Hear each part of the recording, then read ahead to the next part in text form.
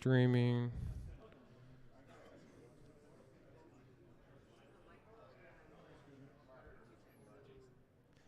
Maybe one day I'll just hire an intern.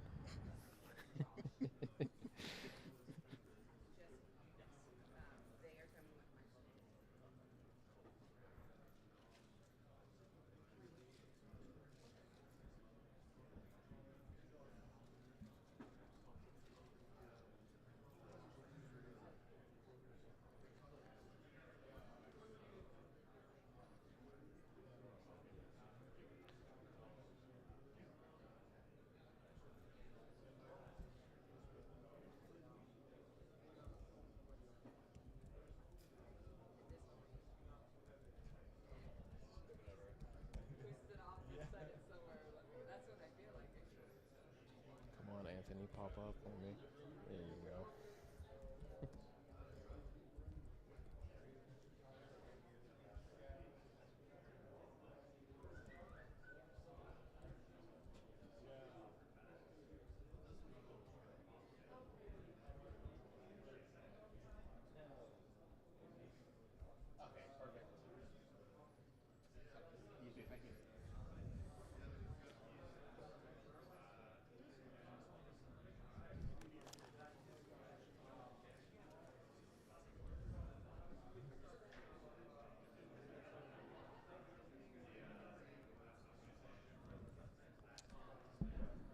What's going on, guys? This is Taylor May here at the Security VIP Podcast. We are live here at the Palms Casino Resort in beautiful Las Vegas at the 4th Annual Gaming and Hospitality Security Conference. First day of the conference, not bad of attendance, and I'm with one of my favorite people in the world and also a Security VIP board member, my man, Tony Clark. Tony, how we doing, brother? Good. Thanks for having me here, Taylor. It's a pleasure actually to be here. I mean, this is Native Nations. It's great to have a whole room and a whole group based around tribal gaming and tribal hospitality for the most part. You know, so that we get to share ideas and talk to individuals that are in our same niche. Yeah, and Tony actually just spoke, guys, at on a panel. He's going to speak again because he's that famous on another panel. But Tony, you talked about, again, we talk about this all the time. You talk about creating an ROI for security surveillance teams because, again, like you always say, you guys are viewed as a non-revenue generating department. So talk about that kind of further, what you just spoke about on that panel.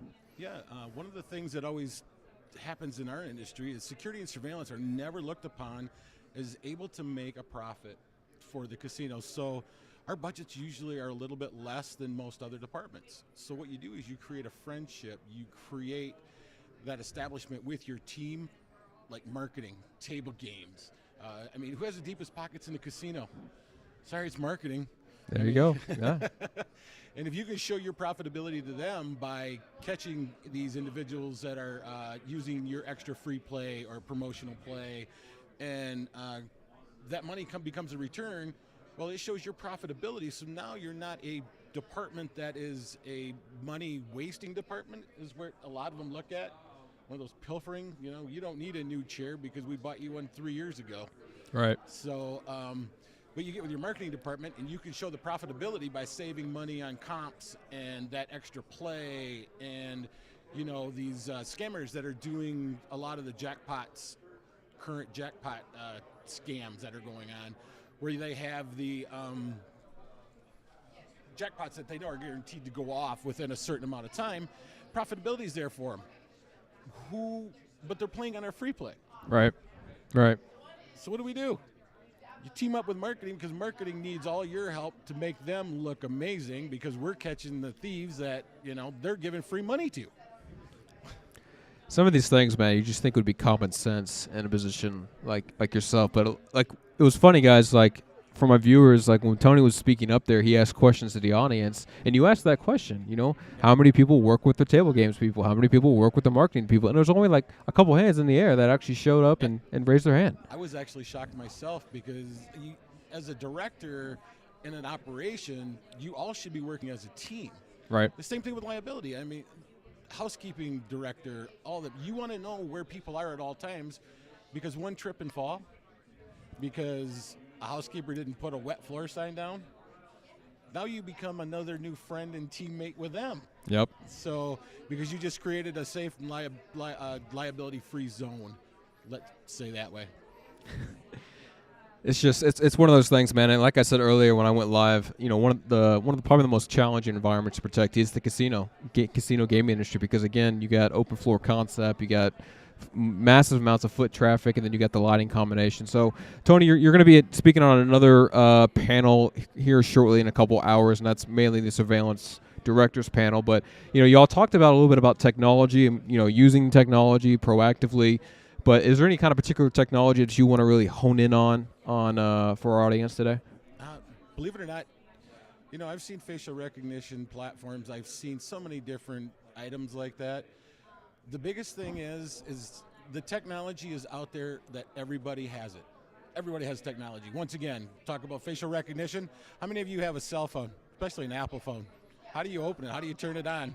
Facial recognition's everywhere. It's what you do with it and what they can offer you to do with the algorithms and metadata that is within that database.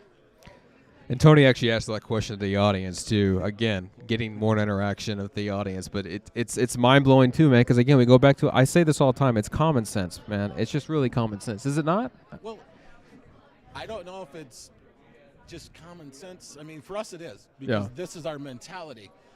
But for a lot of these people, they just don't realize they come in for Monday through Friday.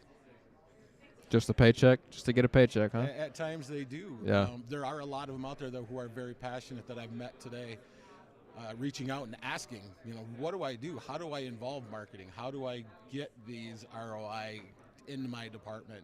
So, you know, I told them, here's a card. Feel free, contact me. You know, one of my favorite things is mentoring and teaching. I do it at several other programs, so yeah. If anybody needs anything, you know, I mean, you can always reach out to Taylor through Security VIP. He has my contact. I don't give it out directly because then my phone just blows up, and I don't have time for that. We definitely know it blows up. Tony, last question here, man, before we get you on another panel, man. You walked around